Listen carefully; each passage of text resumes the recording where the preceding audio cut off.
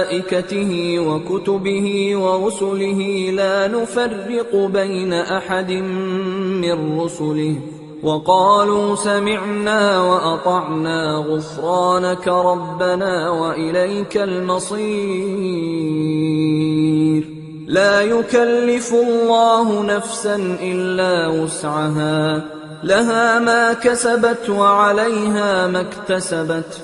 ربنا لا تؤاخذنا إن نسينا أو أخطأنا، ربنا ولا تحمل علينا إصرا كما حملته على الذين من قبلنا، ربنا ولا تحملنا ما لا طاقة لنا به، واعف عنا واغفر لنا وارحمنا